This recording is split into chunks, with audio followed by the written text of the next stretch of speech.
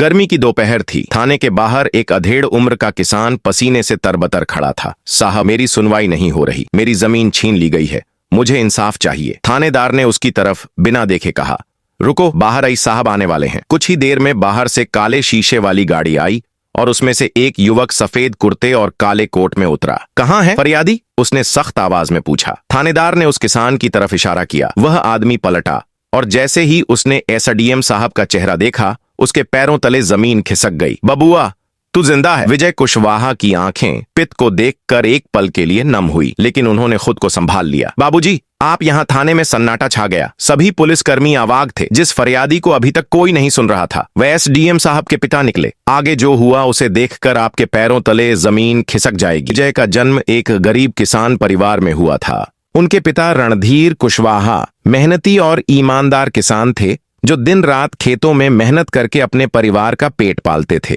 उनकी मां सुनीता देवी एक गृहिणी थी, जो सीमित संसाधनों में भी घर संभालने की पूरी कोशिश करती थी। विजय के 2 छोटे भाई और एक बहन थी। गांव में ठाकुर सुरेंद्र सिंह का राज्य था। वह गरीब किसानों को कर्ज देकर अपना गुलाम बना लेता था। रणधीर कुशवाहा भी अपनी जमीन बचाने के लिए ठाकुर से लेने को मजबूर हुए थे, लेकिन फसल खराब होने से कर्ज चुका नहीं पाए। ठाकुर ने गांव वालों के सामने खुलेआम कह दिया, तेरी जमीन अब मेरी हुई। रणधीर कुशवाहा डरने वालों में से नहीं थे। उन्होंने ठान लिया कि उनका बेटा पढ़ लिखकर अफसर बनेगा और इन अन्याय के खिलाफ लड़ेगा। तो उसके पिता ने जैसे तैसे पैसे इकट्ठे करके उसे शहर पढ़ने भेजा। गांव के ठाकुरों को यह सहन नहीं था कि एक गरीब किसान का बेटा पढ़ लिखकर आदमी बने। विजय अपनी परीक्षाओं की तैयारी में लगा था। उसने अपने पिता को पत्र लिखा था, बाबूजी, मैं खूब मेहनत कर रहा हूँ, एक दिन जरूर एसडीएम बनूंगा और गांव लौटूंगा। फिर कई हफ्तों तक विजय की कोई खबर नहीं आई। तो उसके हॉस्टल के वार्डन ने रणधीर कुशवाहा को फोन किया, बाबूजी, विजय कई दिनों से हॉस्टल नहीं आया, क्या वह घर लौटा है? यह सुनकर पूरा परिवार स्तब्ध रह गया। रणधीर कुशवाहा ने शहर जाकर पुलिस में गुमशुदगी की रिपोर्ट लिखवाई, अखबारों में विज्ञापन दिए, जगह जगह खोजबीन की, लेकिन विजय का कोई सुराग नहीं मिला। धीरे धीरे लोगों ने कहना शुरू कर दिया कि विजय अब इस दुनिया में नहीं है। मां सुनीता देवी बेटे के गम में बीमार रहने लगी। पिता रणधीर कुशवाहा अंदर से टूट चुके थे, लेकिन फिर भी अपने बाकी बच्चों के लिए जिंदगी की लड़ाई लड़ते रहे। मेरा विजय मर नहीं सकता, वो जरूर लौटेगा, रणधीर कुशवाहा अक्सर खुद को समझाते। लेकिन समय के साथ परिवार ने मान लिया कि विजय अब इस दुनिया में नहीं है। जब विजय के लापता होने के 2 साल बाद तक कोई खबर नहीं आई, तो ठाकुर सुरेंद्र सिंह और उसके गुंडों ने रणधीर कुशवाहा की सारी जमीनों पर कब्जा कर लिया। एक दिन ठाकुर के आदमी खेत में आकर बोले, अब यह जमीन ठाकुर साहब की है, तेरा बेटा भी मर गया और तेरा जमीन पर हक भी। रण कुशवाहा हाथ जोड़कर बोले, यह जमीन मेरे बाप दादा की निशानी है, ठाकुर साहब आप ऐसा मत करिए। लेकिन ठाकुर ने हंसते हुए कहा, अब यह तेरी नहीं रही कुशवाहा, या तो गांव छोड़ दे या फिर जमीन का सपना भूल जा। धीरे धीरे ठाकुर ने उनकी सारी फसलें जला दी, कुआं बंद करवा दिया और घर पर भी कब्जा कर लिया। रणधीर कुशवाहा का परिवार एक टूटी हुई झोपड़ी में रहने को मजबूर हो गया। लोगों ने उनकी मदद करने की कोशिश की, लेकिन ठाकुर की दहशत के कारण कोई भी खुलकर सामने नहीं आया। रणधीर कुशवाहा अब दूसरों के खेतों में मजदूरी करने लगे। बहन मधु कुशवाहा की शादी टूट गई, क्योंकि लोग कहते थे, जिसका खुद का घर नहीं उसका रिश्ता कौन करेगा। छोटा भाई अजय पढ़ाई छोड़कर मजदूरी करने लगा। मां सुनीता देवी विजय के गम में बीमार हो गई और कुछ ही सालों में इस दुनिया से चली गई।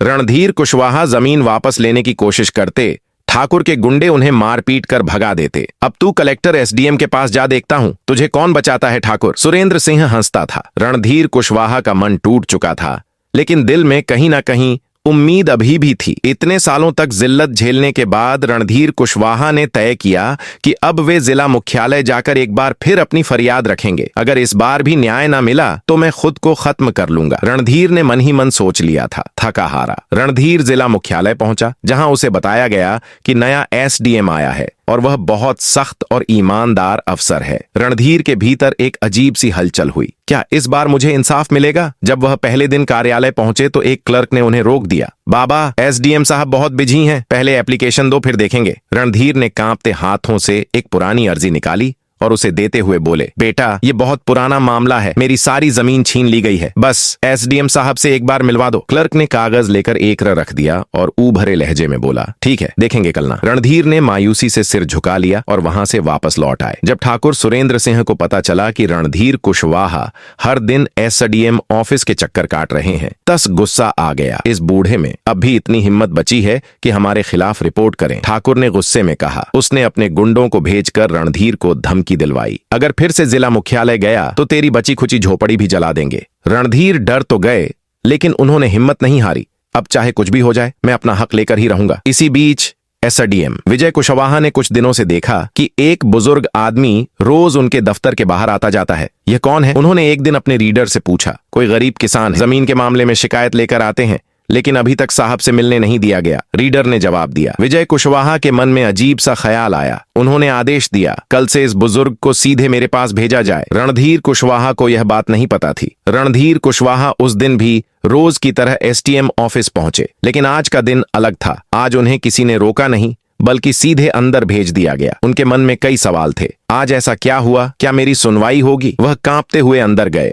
और जैसे ही कुर्सी पर बैठे अधिकारी को देखा, उनका दिल थम गया। यह वही चेहरा था जिसे उन्होंने सालों पहले खो दिया था। विजय कुशवाहा अपने सामने बैठे बूढ़े किसान को देख रहे थे, लेकिन अभी तक वह यह नहीं जानते थे कि यह उनके अपने पिता हैं। विजय कुशवाहा ने विनम्रता से कहा, बोलिए बाबा, आपकी क्या समस्या है? रणधीर की आंखें भर आईं। वर्षों की पीड़ा, संघर्ष और खोया हुआ बेटा, सब कुछ एक पल में सामने आ गया। लेकिन उन्होंने खुद को संभाला और बोले, बेटा मेरी सारी जमीन छीन ली गई। ठाकुर सुरेंद्र सिंह ने मैंने बहुत कोशिश की, लेकिन कोई मेरी सुनवाई नहीं कर रहा। विजय ने कागज उठाया और ध्यान से देखा। यह तो बहुत पुराना मामला है। बाबा आप इतने सालों से कहाँ थे? रणधीर की आवाज रद्द गई। वह बोले, बेटा मैं कहाँ था, ये एक लंबी कहानी है, लेकिन मैं बस इतना कह सकता हूँ कि मेरे पास अब कुछ नहीं बचा। मेरा घर छिन गया। विजय कुशवाहा कुछ पल के लिए रुके। उन्हें ऐसा लग रहा था जैसे उन्होंने यह आवाज पहले भी सुनी हो। आपका पूरा नाम क्या है बाबा? रणधीर ने सिर झुकाकर कहा। रणधीर कुशवाहा। यह सुनते ही विजय का दिमाग जैसे सुन्न हो गया। क्या उनका दिल जोर जोर से धड़कने लगा? विजय कुशवाहा उठे और धीरे धीरे रणधीर की तरफ बढ़े। बाबा आप मेरे पिता हैं। रणधीर के आंसू छलक पड़े। हाँ बेटा, मैं तेरा बाबू हूँ। सालों की दूरी, दर्द और संघर्ष,